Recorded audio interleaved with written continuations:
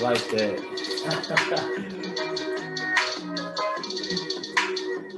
Woo!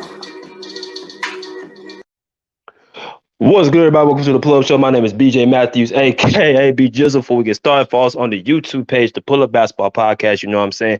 Like, share, subscribe all of our YouTube videos as well as hit that notification bell by the subscribe button, get all our updated content. Let's get it popping.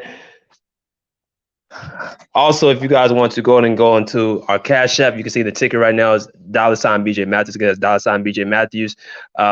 Hit that like button in the comment section as well. Let's get it going. So we got a good topic for y'all tonight.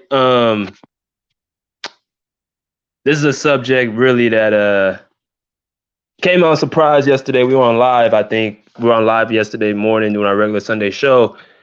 And one of our guests broke the news that Hall of Famer, Celtic legend, NBA legend, most winningest basketball player of all time in sports history, actually, Bill Russell passed away at the age of 88. His wife put out a statement, pretty much, thanking everybody for their condolences, talking about, basically she's very supportive and very happy that, people have reached out to him. Many NBA players spread their condolences, from Paul Pierce to Kevin Garnett to Jaylen Brown to Magic Johnson. They talked all about Bill Russell on sports, which all this morning, which was good.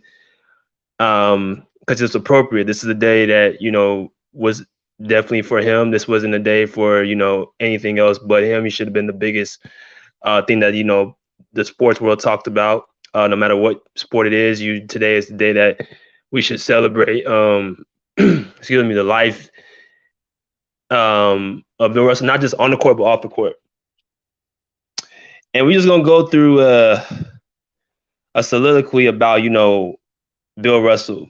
Because I don't think the history that the Bill Russell has impacted, many of us don't really understand. I'm talking about modern day people that were born in the 80s, 90s, 2000s, don't really have a good grasp of what Bill Russell was, what he meant to the game of basketball, not just basketball, but life in general for all people.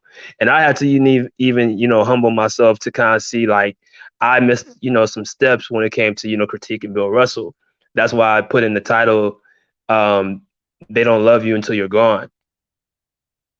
You know what I'm saying? Because many times we got people who show, I don't want to be negative, but we're just going to be honest, show fake love, show fake support, show fake condolence. You know what I'm saying? People only want to come around when you are no longer around, or you're no longer here, and they be like, oh, I love, such and such. He was such a great person, and I'm so glad he was, I'm so heartbroken that he died. He's dead. Like that's what it is, right? But then you didn't want to give him that same amount of love when he was on planet Earth. And that can be just anybody. You could talk about current NBA player or current NBA fans right now who didn't see Russell play, talked about he didn't play against anybody. You can talk about the people in Boston who he played for 13 seasons, gave him 11 championships, still yelled racial slurs. You can talk about even in people that just didn't do their due diligence learn about who he was. Because I feel like if you're a real basketball fan and you're a real basketball historian, you should know about everything. As much information you can dig up. You should find beauty in the history of the game. Right? And that's what I did today. So I'm going to go ahead and, go into the little story time. I want you to sit back and, relax, hit that like button, and enjoy the show. But here we go. So we're going to talk about, first off, Bill Russell, the basketball player. I'm going to break this down to 3 categories. Bill Russell, the basketball player, Bill Russell, the man, and Bill Russell, the civil rights activist. So we're going to go to the first one, a basketball player. My man, salute, big bro. How you doing? Little bro, plays for Keith. What's good? It's sad, bro. They were downplaying Mr. Russell while he was alive, saying he wasn't playing against plumbers. Now all of a sudden he's the GOAT. But first and foremost, send my thoughts and prayers to Russell. Yeah, respect. Everybody should be sending their thoughts and prayers and the respect to Mr. Russell. I don't even feel good calling him Bill. I just, based off what I've found out about who he was just not on the court, off the court. I don't even feel comfortable calling by his first name. So I refer to him as Mr. Russell, um, the man. So Bill Russell, this is him right there. You know, he's 6'10", 215 pounds, played the center position, was a lefty. He won 11 out of 13 championships with the Boston Celtics. Now, these are his stats. He played from 1956 all the way down to 1969. So one of the things I did not know off rip that he only played 13 seasons. That's the one thing I did not know. I thought he played somewhere around 15 to 18 years, but he only played for 13 seasons. And if you look at the statistics, he averaged 15 points, 22 rebounds, and 4 assists per game. That was his main stats, Bill Russell stats for his career. I'm gonna move this ticker out the way so y'all can see. Y'all can see his career on the bottom line with the Bull: 15.1 points, 4.3 assists, and 22.5 rebounds, that's like video game mode. That's like NBA 2K easy rookie mode. That's what that is when you averaging that amount of rebounds. I don't care what era you in, you averaging 22.5 rebounds a game. That's video game mode. Okay. Now I'm gonna break down because I know what people are thinking. Oh, he didn't play against nobody, and I'm gonna get to all that. I want y'all to just take your time, sit back and relax and chill. There was a lot of success pretty much throughout his entire career. He was used to winning championships. The big thing when we talk about Bill Russell is he won 11 out of 13 championships, right? Under Red Auerbach, who was, his coach slash friend. Now, I spent all this morning watching videos, interviews, and things about Mr. Russell that I did not know, right? And it really kind of changed my mindset because I could have done this video last night, but I wanted to do justice by Mr. Russell by breaking down everything that I could to try to see what was so spectacular about this man, right?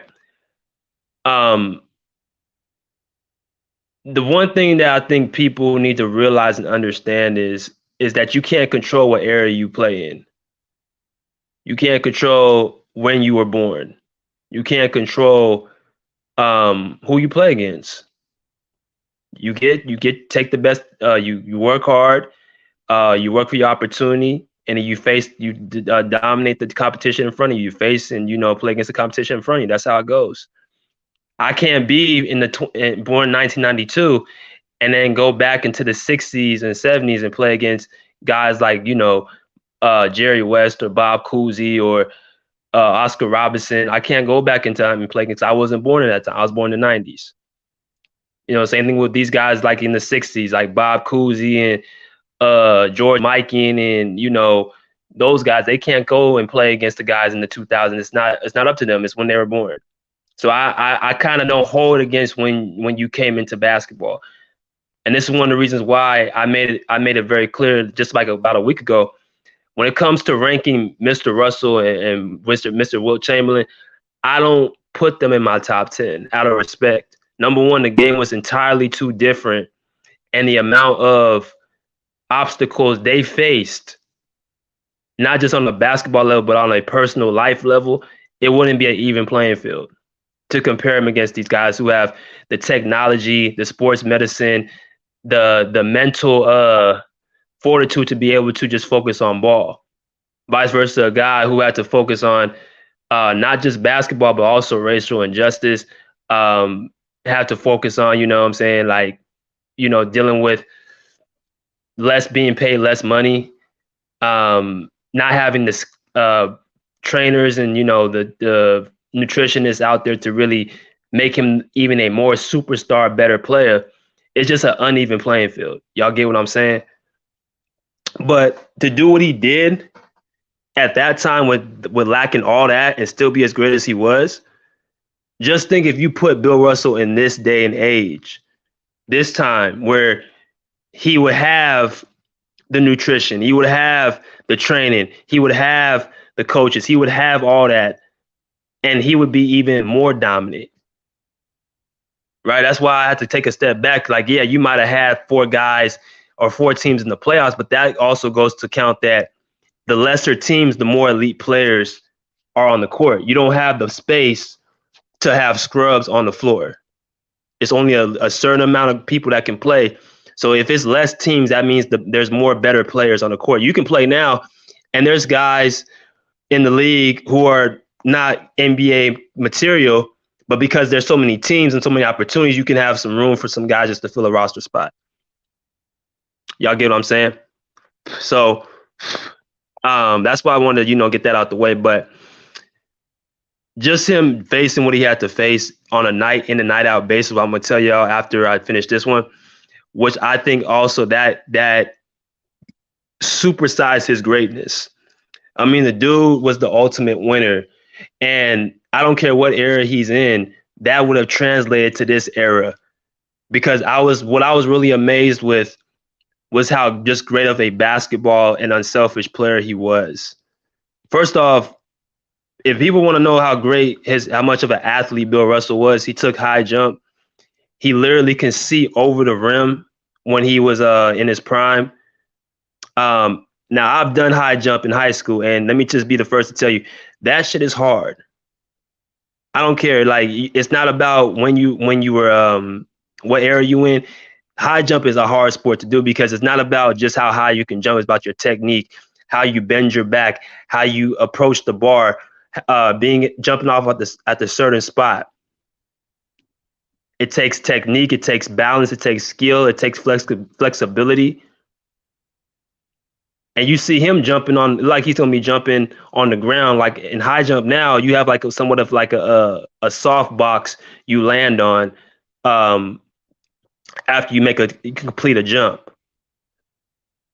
So he was a fantastic athlete who did high jump, hurdles, can see over the rim. Was a guy who just ran up and down the floor for days. So he could have translated that to this era, no problem. Right? Did not care about statistics, did not care about having all-star stats. Yes, he only averaged 15 points per game, but he could have easily, in my opinion, averaged 20, 25 if he wanted to. But he said to himself, I got other teammates who can, score as well. Let me make them be the best versions of themselves and get them more opportunities to score, and I'll be able to play defense and rebound. That's all I'll do. The man averaged 22.5 rebounds. You don't think he could have averaged 20, 25 points per game? Y'all know what I'm saying? So this was the big rivalry that they always talked about, was Bill Russell against Wilt Chamberlain. Now, I learned so much today just by reading and researching and videos. Like I told you, I always want to put the best quality videos out there for y'all to really watch. I thought he averaged 17. No, he averaged 15 points, Bubba. You think Boston should change their logo from Lucky to Bill Russell? We can talk about that, but I don't know, man. I don't know the history that well. What's up, East Oakland 90 Mac? Glad to have you in, bro. But this was the big rivalry they always talked about back in the 60s, was Bill Russell against Wilt Chamberlain. Now, these two were, basketball players, the two best players in the league, the two big men. Wilt Chamberlain, 7'2", Bill Russell was 6'9". Now, Bill Russell won 5 MVPs and 11 championships, 2 as a coach. And Wilt Chamberlain won 2 championships, one with Philadelphia, one with LA with Jerry West in 1971. And there was 2 distinguishing differences between the two. One guy was a physical specimen who can control the game off his pure dominance, who can jump out the gym, who had unbelievable strength, who can score anywhere on the court, was this God-given talent, which was Wilt Chamberlain. He was the Ferrari on the block. He was a guy that was a nice person, a nice guy to look at, the nice player to watch. And then you have Bill Russell, who was also God-gifted, but he understood the team. He understood the importance of team ball and teamwork. He understood the importance of getting his teammates and making them the best versions of himself. Basically, all I'm saying in a nutshell, he understand what winning really meant. And that's what the difference was between the two. That's why Bill Russell won 11 championships to Wilt Chamberlain's 2. Now, people want to say Bill Russell has so many better teammates than Wilt Chamberlain. What they fail to realize is that that's the greatness of Bill Russell is leadership. Because you empower your teammates to be better versions of themselves as the leader. When I was watching Bill Russell and Wilt Chamberlain, I noticed that more so Bill Russell kept saying team, team, team. I don't care how many points I have. I'm going to make sure my teammates are comfortable. I want to make sure my teammates are better. And he just didn't just stop on the court. It went off the court. He was always thinking about other people. Now, Wilt Chamberlain, he was just so God-given and talented. He could just dominate a game off his pure dominance by numbers. Right? So it's very similar. I think about these two. I kind of think about KD and Tim Duncan. KG and Tim Duncan. Individually, KG is a better overall player than Tim Duncan. He's a better scorer. He's more athletic. He's taller. I think is he taller? He's longer. He's more of a ferocious player, more dominant player. But he only has one ring. Right? Tim Duncan, what makes him so great is that he's able to empower his teammates. He spent 19 years with one franchise like Bill Russell spent with the Celtics for 13 seasons and won 5 championships. He's always looking to make his teammates better. He's always being able to sacrifice and be unselfish. So when I think of Bill Russell and Wilt Chamberlain, I think of Tim Duncan and KG. Right? So pretty much that's Bill Russell, the basketball player. The reason why he's so high up on the basketball echelon is because of how he won, leading his teammates and basically being unselfish and looking at the bigger goal. And that can translate to any era.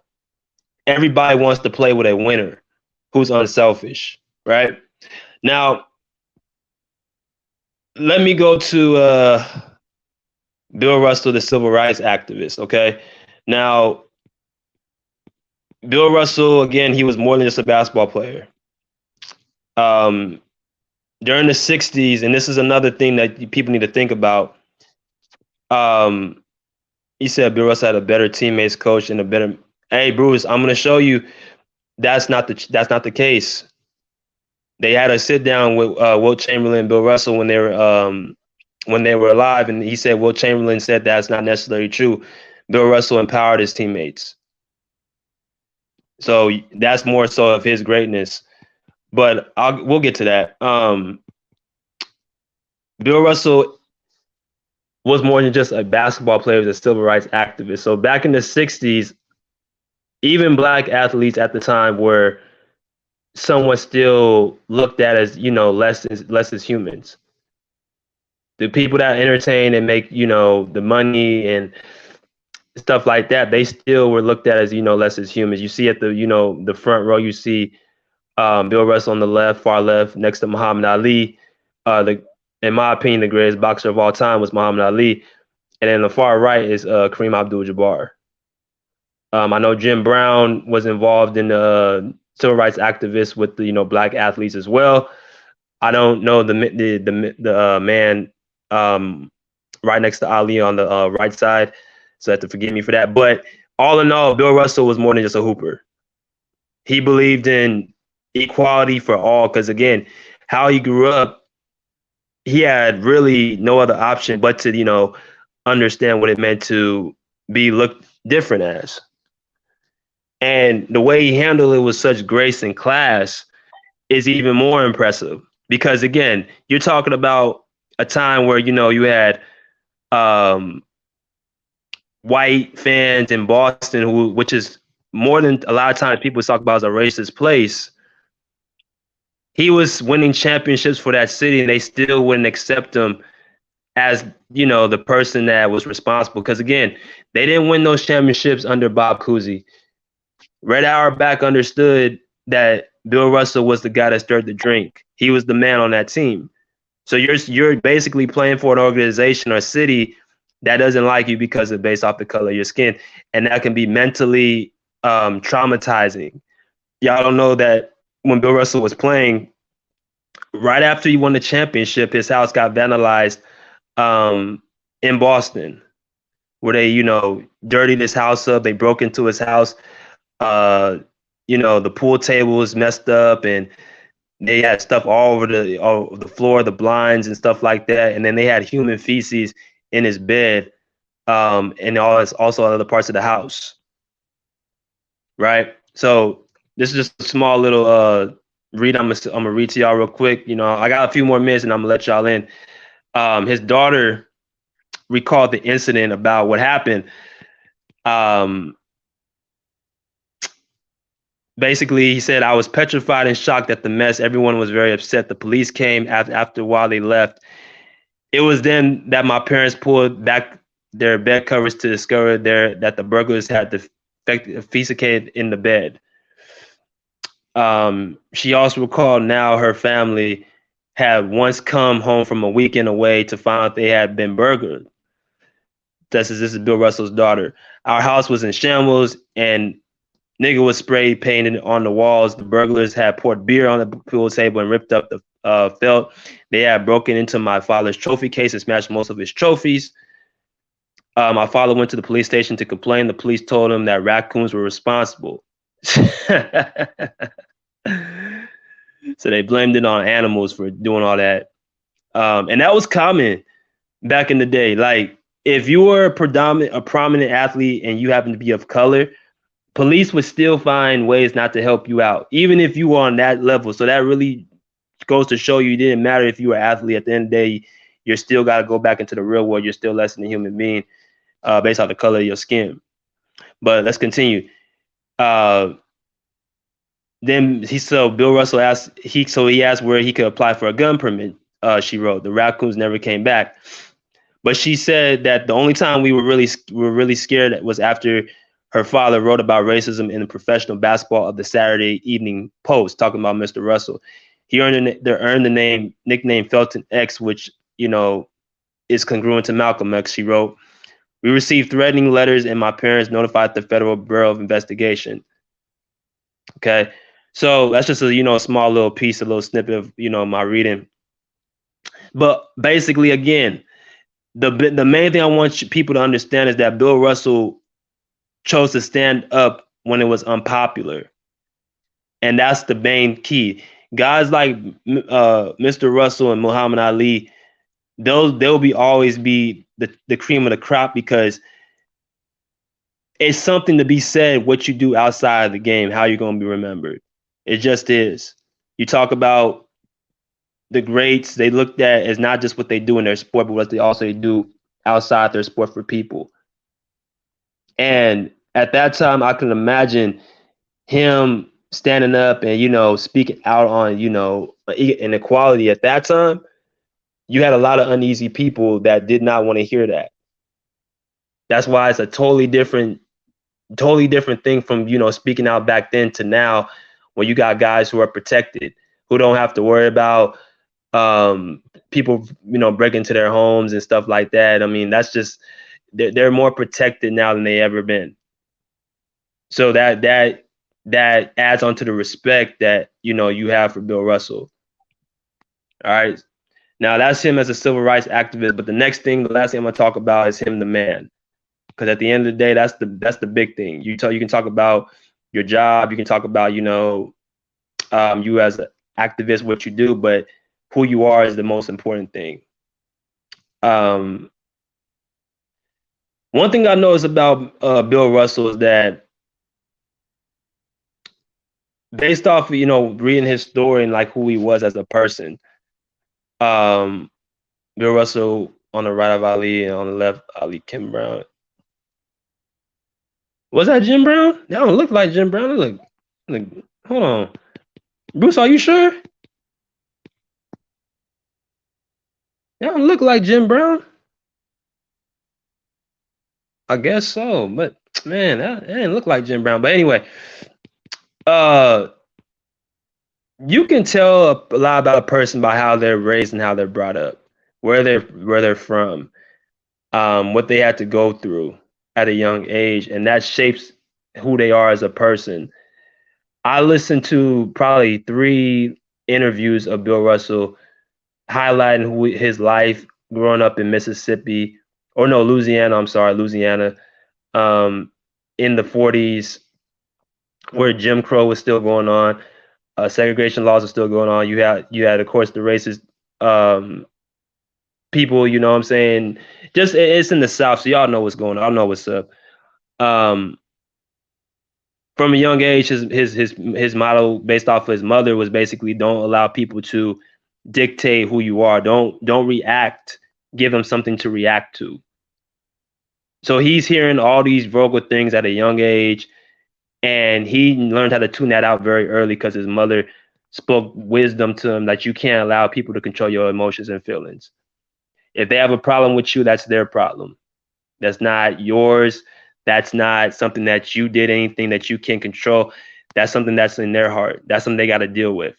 And he took that throughout the rest of his life. That's why when he was playing, it didn't affect him when he was actually on the court, and he would hear certain things from fans in his heyday when he was actually winning championships, because he was winning championships when he really got into the league. So throughout his whole career, he continuously heard uh, obnoxious things, even in Boston. But he was able to brush that off based off because of his mindset. Because you got to be mentally tough on levels that we can't comprehend. Because that's, I mean, people throwing stuff at you, saying vulgar stuff to you is like players can barely take that right now. What would happen if you did that back then? Right. So it says something of how he was raised by his mother and his father, but he also was raised to stand up for himself. And for years, people kept saying, I kept hearing that Mr. Russell was arrogant. I wanted to know what that meant. But he spoke about that in his interview, saying because of how he would stand up against, injustice, that he was called an uppity nigga. So I was like, oh, okay, that makes sense. That's why certain people would call him arrogant.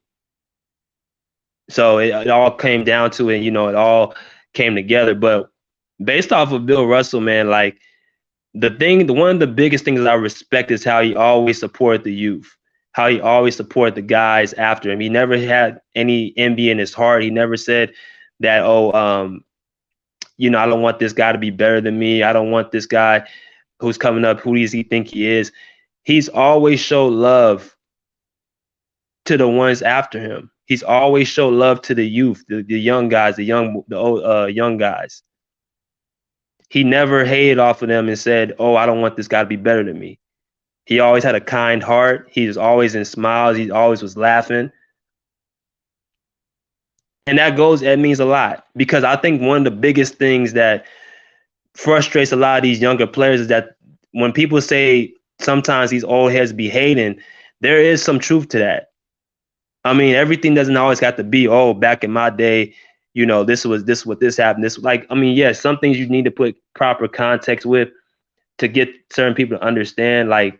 But at the end of the day, there's guys like Mr. Russell who said to himself, I don't care about none of that. I'm supportive of the youth, getting their money. Like, people don't understand, people don't know, is that Bill Russell is responsible for a lot of these guys getting paid the money that they got because of the union that he created back in, I think, 1964, where he basically stood up to, the NBA, him and other black players, to pay the basketball players what they earned, what they're supposed to get.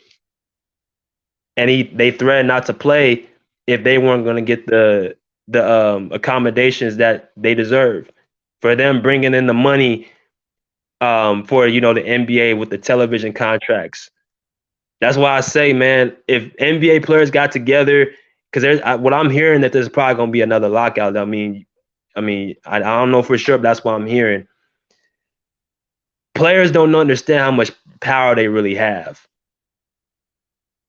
Because again, the product is always going to be the players, and these owners and these organizations understand that. Without the players, there is no NBA.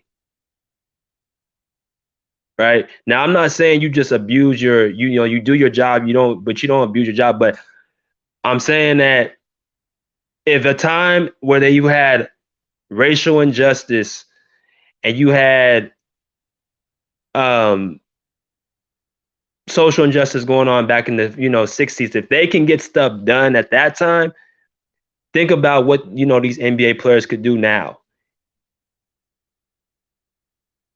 right? So it's all about who you are as a man, as a person, and how you were brought up. Bill Russell stood on morals, legacy, and what was right. That's why he's remembered how he is. And again, as from my point of view, is basically what I want people to understand is that I'm seeing a lot of people saying, rest in peace to Bill Russell, which is cool, which is commendable. That's what you're supposed to. That's kind words. But I think again, this is just like kind of with Kobe. People only want to give you love once you leave or you in the ground, but they forget they don't want to give you the flowers while you on the earth, and that's something that can be very, very dangerous. If you feel like Bill Russell, um, if you're celebrating Bill Russell, saying that basically how great he was and how much of much of a goat he is and all this, he's number one. Were you saying that while he was still on Earth? Because if not, I wouldn't really want. I really wouldn't want to hear it. That's why for me, I wasn't like when somebody passes away that I don't really have much knowledge of or much connection to. I usually keep my mouth shut. I really don't really have much to say because I mean it would kind of come off as disingenuous. That's me though. I mean, it could be, you might be different, but in my opinion, I think that certain times I think we get caught up in, especially in social media, just doing what they call like doing what everybody else is doing because it's the cool thing to do, right? He's all gonna say he was born and raised in Louisiana and then moved to Oakland, California, where he attended. And said, yeah, that's true. He went to USF, dominant player there. He said Kobe and him got fake love after they died. Said, yeah, I was really keen to Kobe getting that fake love because that was my favorite player. But I mean, you can just tell when it's real genuine, and it's like if it's not genuine, bro, you might as well not even say it. Like this should, in reality, it should be like a week dedicated to Bill Russell. I'm not saying you don't stop talk about other sports, but this should be a week where it's dedicated to Bill Russell, just because of what he is as just not the basketball player, but the man. Like he did things that the normal human being of any era wouldn't do. And that's saying that should be commended and respected. And that does go into like the GOAT debate. It does. But even if you want to leave that out, again, for you to win 11 championships in 13 seasons, bro, that's great in any era, period. You know what I'm saying? But I just dropped the link. Anybody want to come here and cook, definitely share their thoughts about this whole situation with Bill Russell. Their thoughts about his death, his impact, his NBA career. Y'all feel free, bro. Y'all all family. Y'all come in and I'll give y'all the floor.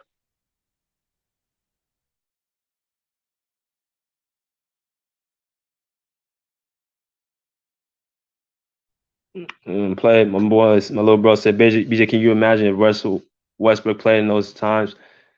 Bill Russell played. Uh, yeah, I could imagine that, bro. I mean, it just really goes to again, whatever era you in is the era you're gonna adapt to. What's up, Bruce? Hey man, how you doing? What's up, brother? How you doing? I'm all right. I'm okay. I'm God, what surviving you doing? as always. You say you riding? I'm surviving as always. Oh, surviving. Okay.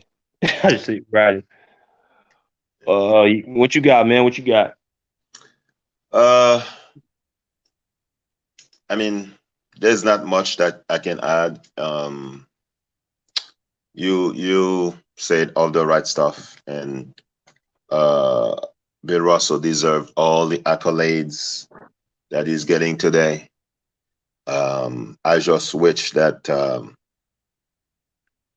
he was getting them when he was alive, even though he was getting them from every now and then. But I was surprised for. I mean, if you're a basketball player, you should know who Bill Russell is. I mean, what he has done, what he has been through. And I don't I hear I'm reading and I hear a lot of basketball players. They're saying, "Oh, I didn't know Bill Russell did this. I didn't know Bill Russell did that." You should know the history of basketball if you're playing basketball. You Mm, know, that's why history is very important. So I remember years ago when Kobe was saying that he read Bill Russell's book, mm-hmm, and Michael Jordan knew about Bill Russell's story, and he was asking mm, him question about it. Um, Magic Johnson, all the other greats, but it doesn't have to be that way. Even if you're a role player or if you're on the bench, you should know everything about the old timers, what mm, they have been through. And I think last week we discussed it about JJ Redick when he was saying plumbers and um, plumbers and I forgot the other one, plumbers and you know, fireman. yeah, plumbers and firemen. I mean, like you said, Bill Russell went through a lot. He was maybe he was facing plumbers and firemen, but he was facing racism. Yeah. Not only that, he was you. I know a lot of people would have crumbled, would have quit playing after all those evil acts against them, against their family, and he still played. His Mm, own fans supposedly, you know, when destroying his accomplishments, mm, so that's a giant man, not only physically but literally, like you know. yeah, So it, basketball players should know about Bill Russell. I agree. What's good with you, Bubba? What's good, bro? Salute to everybody in the chat. Salute to you, Bruce. Hey, Um, salute, man. it's crazy that you just said that some basketball players don't know who Bill Russell is. This is the first time I'm actually hearing this, and it's kind of funny because how can you not know who Bill Russell is and you're an you're a basketball player? I mean, the Finals MVP is named after him, so how can you not know who this person is? You know, you have to do your research and figure out what he did for the game and the kind of way that he paid for basketball players like yourselves to be in the position that you're in to play basketball, to play the game that you love and play at the highest level. People people try to kind of I don't know what the word to use for, like, say his range don't count and try to demean what kind of era he played in. But BJ, like you said, you can't control what era you played in. You know, you can't control stuff like that, like when you were born, like things like that. You can't control.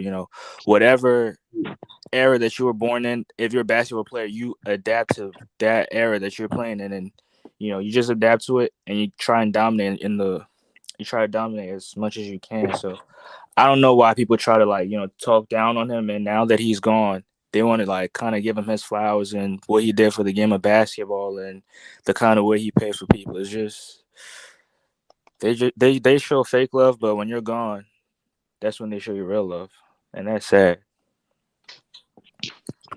yeah. Um, I like I said, the biggest thing that I took from this, like again, of course I know Bill Russell. I mean, of course I know Bill Russell who he is as the basketball player, but you can never learn too much. And there was stuff I did not know. And I'm a basketball junkie. Like we all love basketball on this panel. And like I said, I did not know that he was responsible. Him and certain black players made a union to get players paid, and he did that, and that's carried on to now. And he said he's really supportive of that. And like I also saw, he's always showing love to the young guys. He's never making it about him, just like how he played. He always made sure to give his wealth to his teammates, his credit to his teammates. When Will Chamberlain, there's a story I also heard earlier when I was watching an interview of him. He said Will Chamberlain was upset that they asked us Dennis Rodman the greatest rebounder of all time. Now, I just showed how many rebounds Russell averaged. He averaged 24.5 rebounds a game. So that's a lot of rebounds for your entire career. And you're comparing it to a guy in Dennis Rodman, who was a great rebounder in his heyday, but they were basically saying, like, look, we averaged 24, 25 point some rebounds a game, crazy numbers. We had crazy verticals, all that stuff. Mm. It's like, why am I hearing this? But Bill Russell said, I don't care about none of that. I'm always going to support the younger guys. I don't care about none of that. So, as I said earlier, I think a lot of old heads, why some of these young guys get frustrated, is because they're always trying to ingratiate themselves to make themselves look better than what they are. But a guy like Bill Russell was so great, he didn't have to do that. His respect came based off of his fruits of his labor. So he's a self-confident man. Like, he was very self-confident in himself. And And that was the biggest thing for me that I took. Go ahead. and that's why Will Chamberlain didn't win so much championship. I agree with you that Bill Russell was a team player. I think Will Chamberlain was more love himself so much. I bet you he was looking in the mirror every night to see how good he looks. Yeah. Yeah, and he personalized. He kind of like put personal stats over team success. That's why I feel like he didn't win most championships. And the time that his coach told him that he should kind of like take a backseat in scoring and try to do other things for the team. That's when that's when the Sixers won their first championship. And Will Chamberlain, and let's be real. Will Chamberlain was playing with a lot of other challenge, uh, height other people. Of course, he was gonna get all those rebounds. If you look at Mm-hmm. all the tips, everybody was shorter than him. Who's gonna get Mm-hmm. the rebound? He's the first stat padder. So, um, Yeah. I we, yeah, go ahead. Sorry. nah. What was I gonna say? No, you finish your statement. I lost my train of thought. I lost Yeah. my train of thought. So what I can admire about Bill Russell, um, he rarely brag about himself. He could have bragged. There's a lot of stuff he could brag about himself. Mm-hmm. That's something people need to admire. And I know a lot of athletes these days, they like to praise themselves so much. Bill Russell could have done it. I mean, his Mm-hmm. life is a museum. Right. Museum for basketball, museum for activism. He's an activist. He did it his own way. Mm-hmm. And one thing that the NBA, I would encourage the NBA to do is have a encyclopedia. I don't know if they do those anymore, encyclopedia. Like encyclopedia of all the players that play in the game. And then when the new players come in, they get each one. I mean, each of them get a book or something. Even put them with give the book with pictures. I know some people don't like reading, Yeah. and you can highlight everything that the person did on and off the court. And so people don't forget all those pioneers who helped the game move forward. Because of Bill Russell, we have Doc Rivers now. We have Tyronn Lue. We have, Mm-hmm. Monty all those Williams. people. Mm-hmm. Yeah, and another thing I took from the story is that they had a little bit of segment on Undisputed, and they talked about his relationship with Kobe, him and Skip and Shannon, and apparently Kobe went to Bill Russell for advice, and they had somewhat of a close relationship. And Bill Russell told Kobe the reason why Kobe won those two championships. He gave him advice and said, "You're a great player. You can do pretty much everything, but you need to make sure you need to up your teammates and make them better versions of themselves." And that's how he won those two championships. Because, and I saw that too. I noticed from about 2008 to about 2011, that was probably the best Kobe Bryant I've ever seen. He was literally the perfect player because he was making the right plays. Because remember, when he first came into the league, and for a little bit, he was a spectacular athlete, a spectacular talent.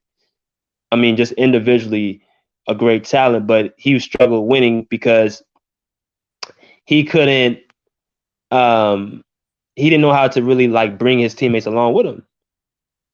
And so Bill Russell told him like, you need to, you don't have to, if you might have to score less and let your other teammates get more involved and participate more for them to be better versions.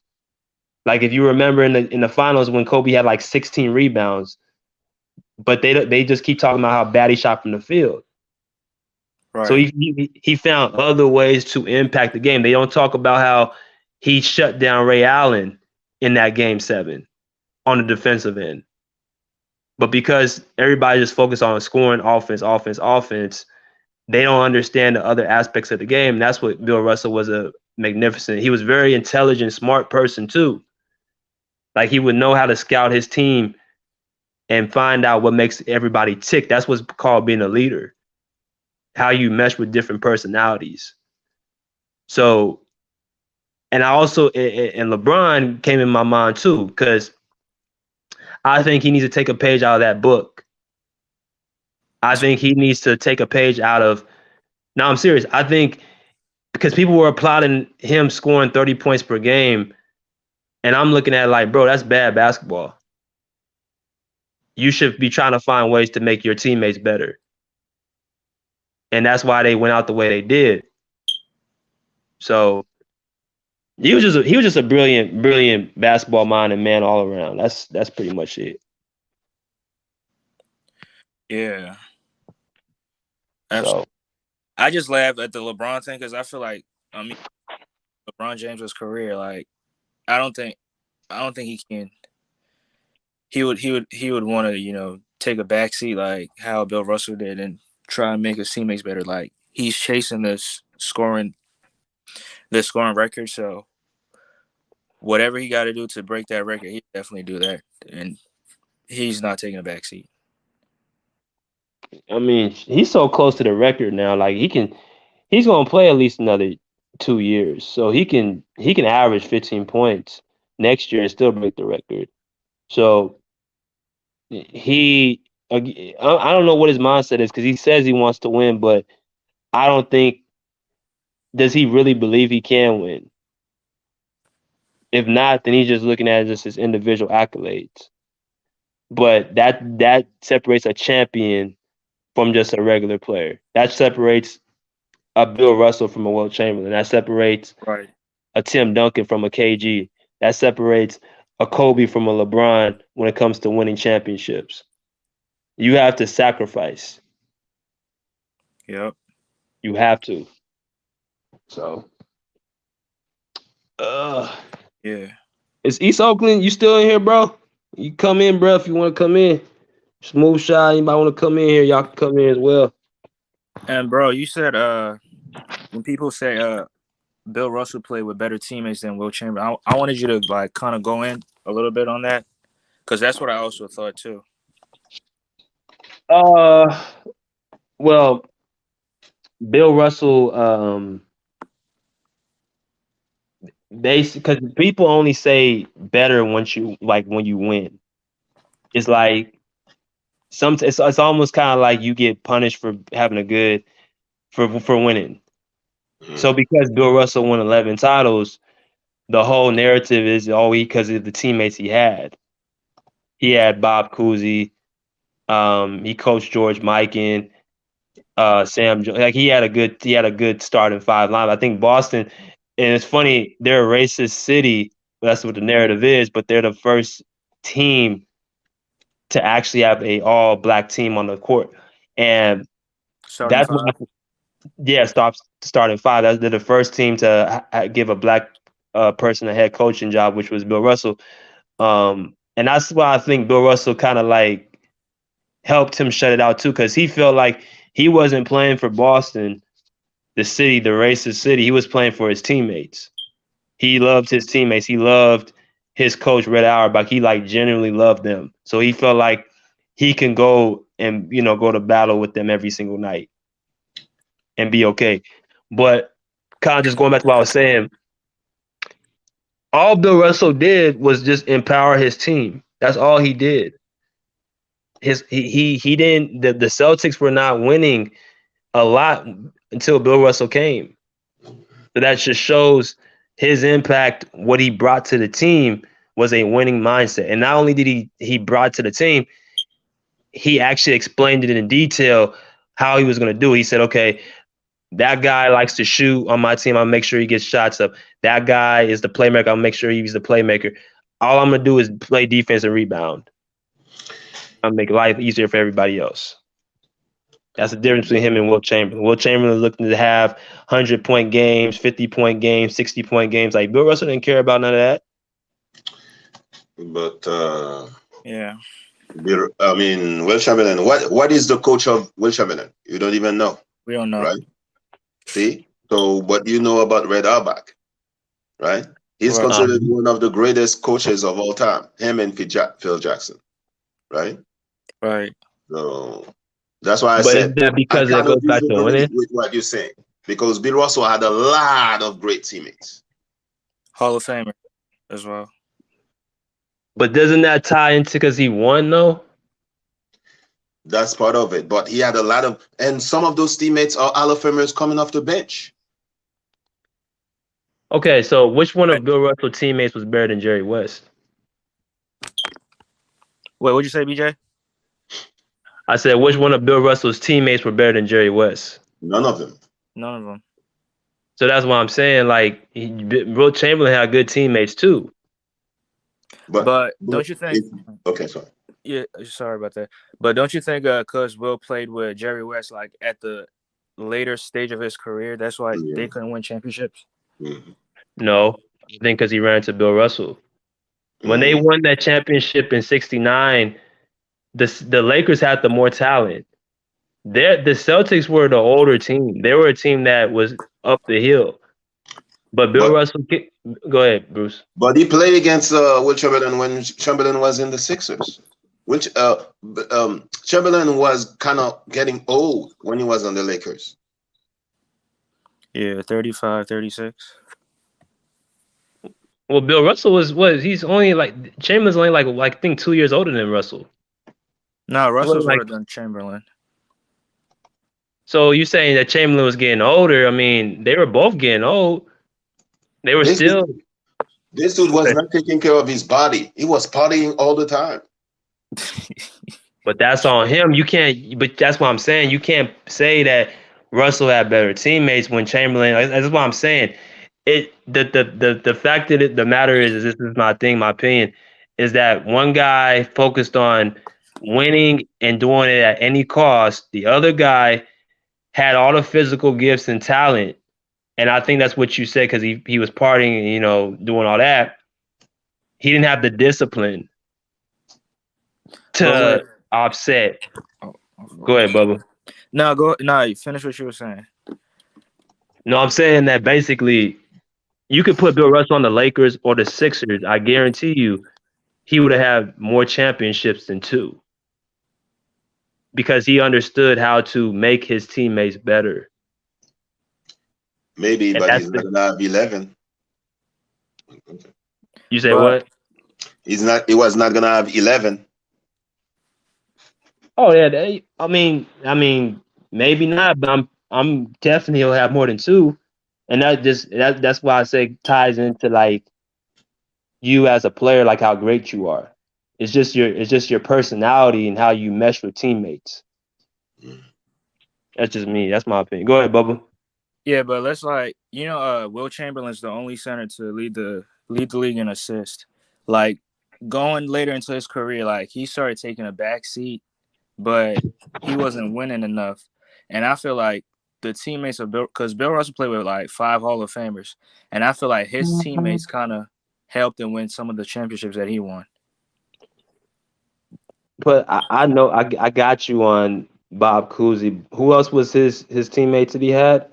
Havlicek. Havlicek, Bob Cousy, Sam Jones. I think he coached Havlicek. I don't think he played with Havlicek. I think he coached. He Um, played with Havlicek till like the last couple of years, but at that time, Russell already won 9 championships by that time. he played with Don Nelson. Don Nelson, right, right. Okay, yeah, he played with Don Nelson. And there's a Um, player, Tom Heinsohn. Yeah, Tom who? Tom Tom Hanks. Heinsohn. Hmm. Yeah, but John Havlicek was on the '69 team that won the championship. Yeah, he won. Yeah, at towards the end of Russell's career, but he already had won 9, 10 championships. And here's another thing that made it so even better. It solidifies how great Bill Russell is. He won 2 as a coach. So Mm.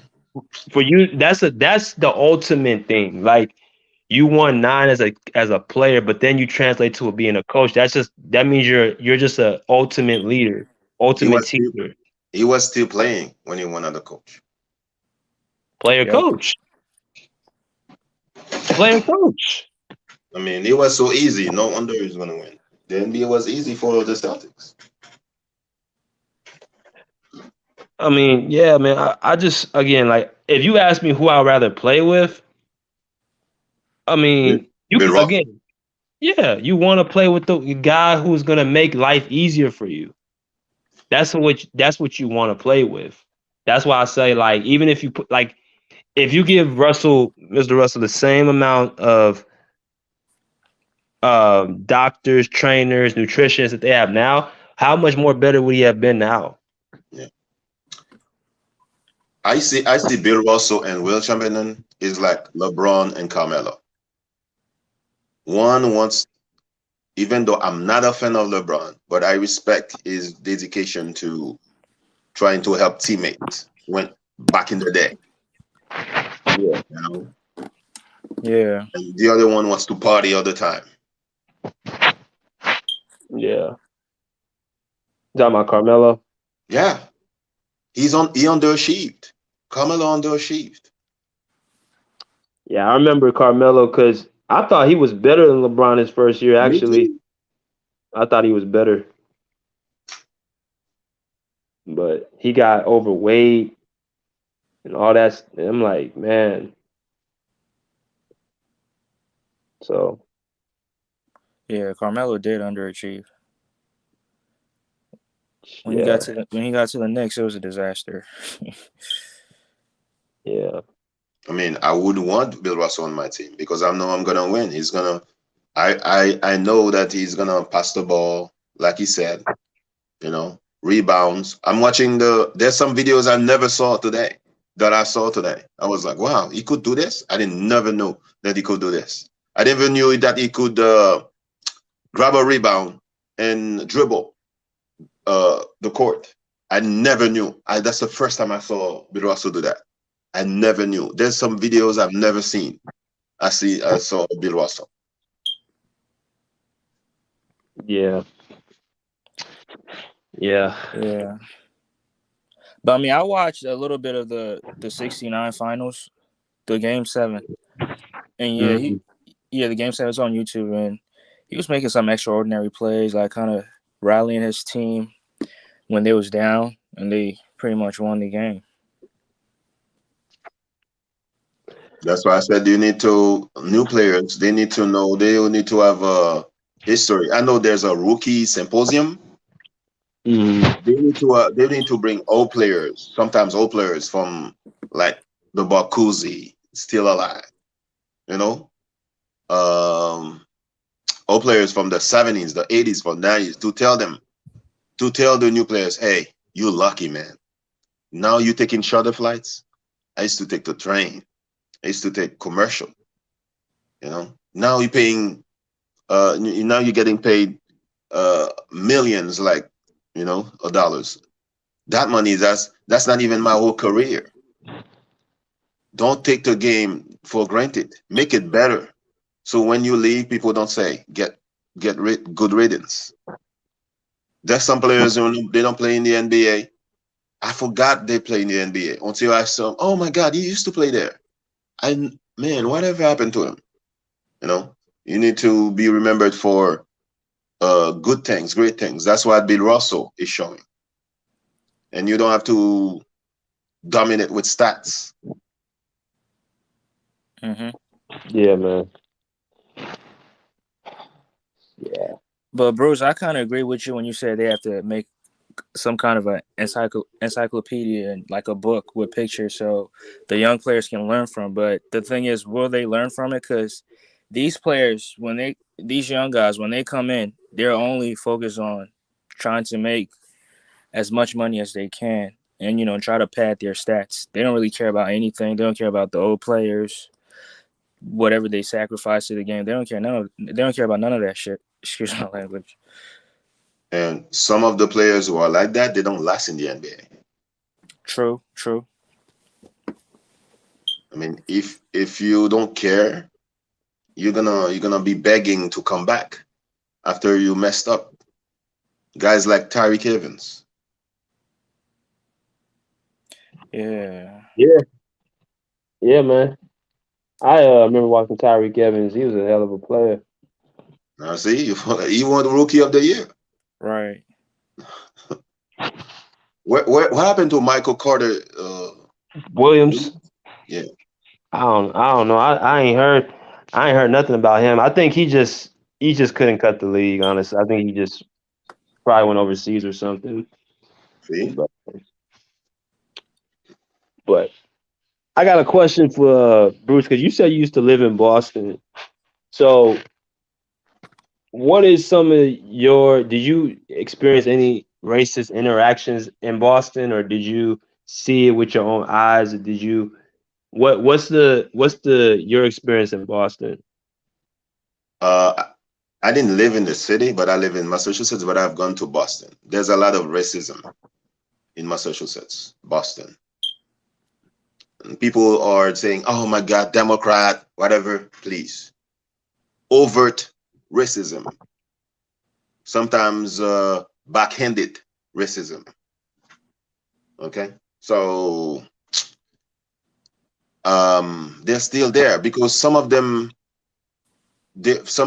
are not used to black people still, because there's some areas when you go to Massachusetts, they're shocked to see you there. Oh wow. Wow. They're like, "Oh, what are you doing here? Do you need something?" They're ready to call the cops.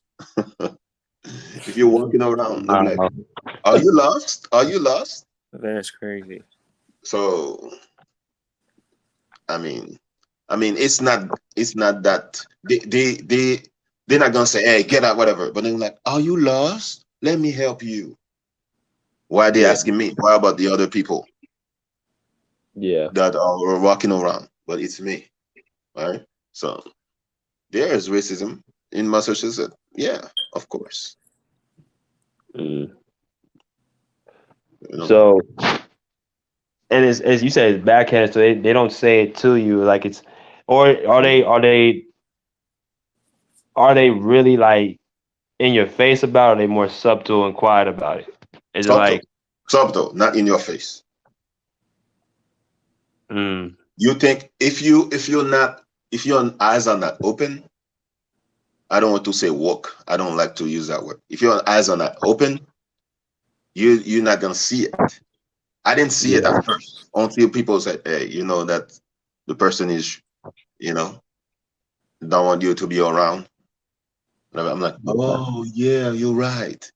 So, mm, see, so You know when you somewhere and you know someone don't like you or looking at you all the time. Yeah. So that's the way it is. And if I had a family, I would never live in Massachusetts.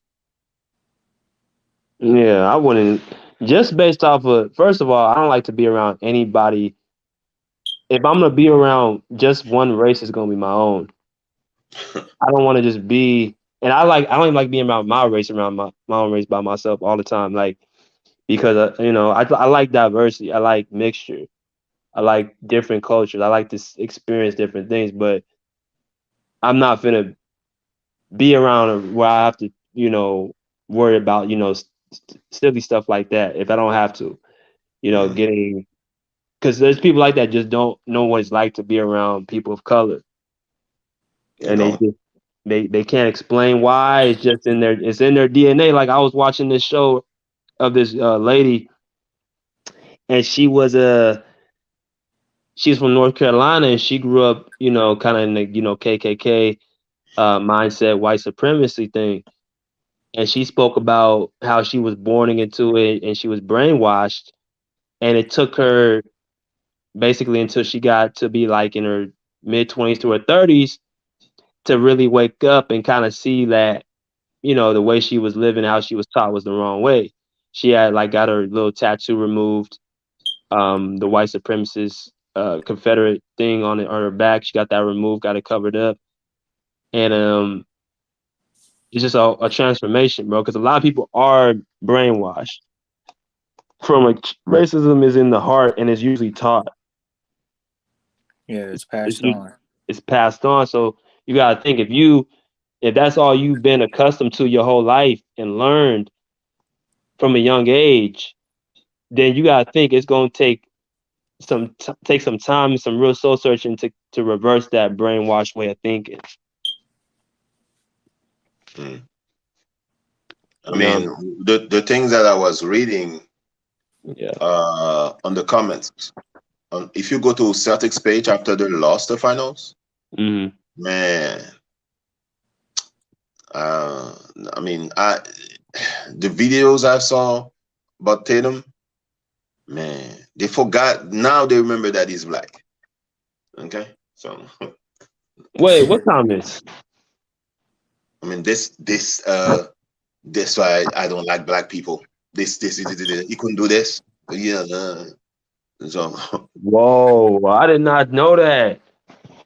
okay. If I like to read what other fans say or what fans say about their own team in the comments. Go if you went on Twitter, Celtics Twitter, that was toxic against Tatum. It's like you are entertainment. You're a pawn. You're supposed to entertain them. Okay, if you fail to do your duty, you know, now you're black. So a lot of people when they are rich, they're not considered black anymore. They are rich. When Hmm. if those same people become poor, now they're black again. Okay, like Michael Jordan, Magic Johnson. they're not black. They're rich. Yeah. Yeah, I'm not black, I'm OJ. Right, right, right, right. That's always gonna be forever the line. So I'm gonna look up that Jason Tatum thing. I didn't know. I didn't even know about that. It was talking like that. It's one. I mean, Marcus Smart. He said something about how he experienced being called an N word in the stands, and this lady. He was driving in the street one day, and then he hit the crosswalk or whatever, and the lady was blocking traffic or doing something, that she shouldn't have been doing. I think Marcus, said you gotta get out the street, and then she yelled back, racial slurs at him. So I just think it's just in the heart. You never gonna get rid of. I don't think racism is ever gonna be like completely gone because it's in the heart. It's something it's so deeply ingrained in you. that it'll take a lifetime for you to reverse that. And most people don't want to do that type of work. They just want to stay who they are and just live how they are. If you don't like who I am, then oh well. Like I mean, people selfish, man. if you go to North Cali, I mean, there's a lot of racists there. I mean, I mean, South Cali is okay, but North Cali, that's where all the money is. Okay, so I don't know. They got SoCal. That's where I live. I live in San Diego. So Yeah, that's I like yeah, it's racism, but it's not. It's more quiet. It's not like you have, like you said, you gotta kind of like know it. You have to kind of like mhm. be like, I don't want to say street smart, but you got to be somewhat on your toes, p's and q's. But I'm the type of, I don't really it doesn't mean nothing to me at this point because it's like kind of like Bill Russell said, like you know who you are as a person. You don't worry about what other people say. If they got something, then that's their problem. Because if you look trying to always go off on somebody because they don't like you over, like you'll go crazy. Like you'll literally go crazy. Mm. So, I mean, but I But wait, think why y'all we think? go ahead. Wait, go ahead. You go ahead. Go ahead.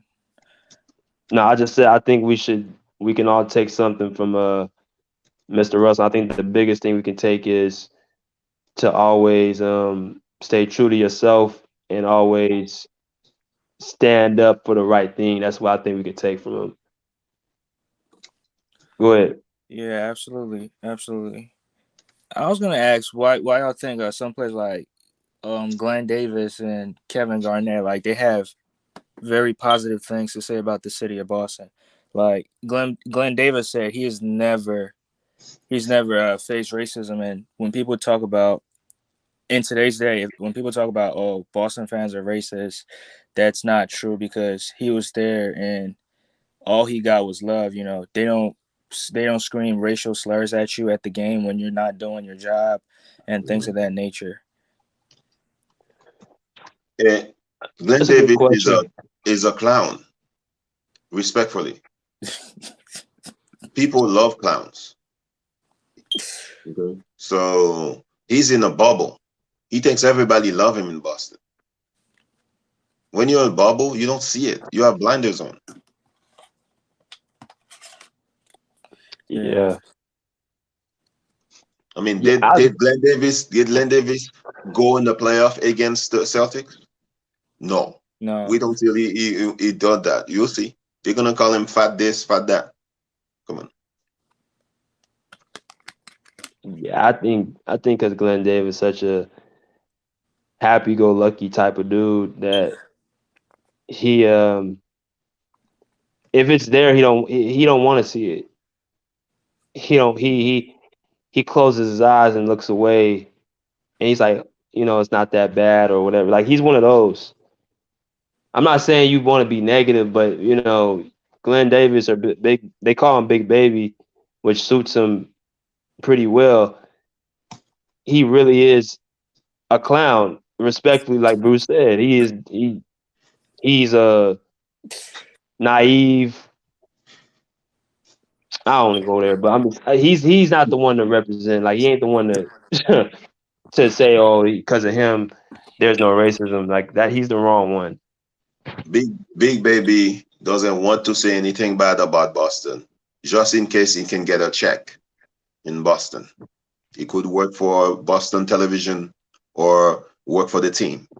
He's not gonna say anything bad about the Celtics. He's gonna milk that 2008 championship forever. I wouldn't. I'm gonna be honest. I gotta tell you though, Bruce. I wouldn't want to work for people who didn't like me, or I wouldn't feel welcome. I wouldn't even want to. I don't even want the job. Like you come to work on eggshells every day, and there's tension there. Like, I wouldn't even want to be around people like that. I You have have to be a those kind sad of jobs. person. That's not healthy. No, it's not. It's not. But R.I.P. to Mr. Russell, man. I'll probably be doing another show regarding him and Kobe about his quote about how he felt like he had to somewhat sacrifice his game for the betterment of the team. I thought that was really really telling, and I can also talk about with LeBron too and compare and contrast because I think the whole notion that LeBron hasn't had this, hasn't had that, I think some of that has gone on himself. He's put that on himself um, by being selfish and not really looking for the best betterment of his team. So I'm thinking about doing a show about that tomorrow. I'm sorry, but LeBron era, the LeBron influence, I don't know if you guys notice, it's very slowly dissipating. Only on the street they talk about LeBron this much because they both making money because of LeBron. But in other channels, they don't talk about LeBron that much anymore. It's very rarely. I'm watching other shows like NBA Today, First Take. They don't talk about LeBron. But Undisputed, they have like 2, 3 segments every day about LeBron. Come on. Yeah, I know. And I really I'm starting to think that they really do get paid over this stuff, man. I mean, it's some him and Shannon, something gotta be going on. Like I heard that it's like I heard that they still have a chance if they're fully healthy. I'm like, Shannon, give it up. Like seriously, are you really on Clutch Sports payroll or what? Because I think Joy Taylor, when she was on the show, accused him of being paid by LeBron on the table. I think I think she accused him of that's why he's so loyal to Rich Paul and Clutch Sports. Because I understand being a fan, but him is just like it's almost to a point where it's an unhealthy amount of love for one guy, one man. I didn't know that Jenny Taft was not the host. I thought she was a maternity leave. And then today I learned that she left the show. So it's the other lady now. I understand now, man. Well, I you would know be why that tired of it. happened, right? What? You know why that happened, right? I know she fought with Yeah, Bailey. Yeah. yeah, that's why that happened. And I remember the segment too. It's exactly segment. It was over The Cowboys coach. about the what? The Cowboys coach, wait.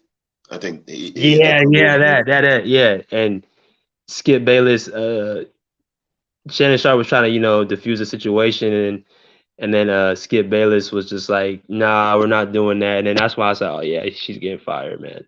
Because Skip Bayless controls that whole show. That's his show. So But Skip Bayless doesn't know how to treat women, man. I don't know how to. I mean, you don't treat women a certain way, I even agree. even though if she might be wrong, but you have to do it smoothly. Hmm. Yeah, he's one of those. Skip Bayless is one of those your way, my way, or the highway type of guys. That's what he is. And if you give him pushback, then especially if you're a female, then he will. He don't know how to react one way. He don't know how to be smooth with it. Mm. So, but all right, fellas, man. Always a pleasure having y'all on, man. Make sure y'all come back on tomorrow. All right. Get Well, going. later. All right, man. All right, man. Rest in peace to the legend, man. All right, man. Great show. You know what I mean? My man Bubba Chuck, Bruce Morrow. Appreciate y'all coming through as always. You know what I mean? Little bro plays for keep. Thank you for all that, man. Thank you for the love, Miss Davis. Uh, New guy Ethan, man. Subscribe to the channel. You welcome anytime. Smooth Shot, you know what I'm saying? What's good with you, bro? Zeddy, what's good? all the new people, all the new guests that come in, bro. Thank you for coming into the pull up show. But we wanted to make sure we got this show on the road. We want to make sure that we talked about Mr. Russell and gave him the respect that he deserves, right? And the big thing again to learn is don't wait until somebody passes to give them their flowers. Find out information of why a person is so great, even if you don't have the knowledge. That's why you have books. That's why you have videos. That's why you have interviews and stuff like that to really understand history. You know, you a basketball player or something, learn the history of the game, learn the people before you. Hopefully this is an opportunity for guys who are in their 20s and their 30s to learn about um, who Mr. Russell was and also the greats before that. I mean, I think this is a time that, people can, up their knowledge and who they are. So great stream, man. We'll be back on tomorrow, but respectfully say, pull up a seat, pull up a chair, pull up. Peace. Out there like swimwear.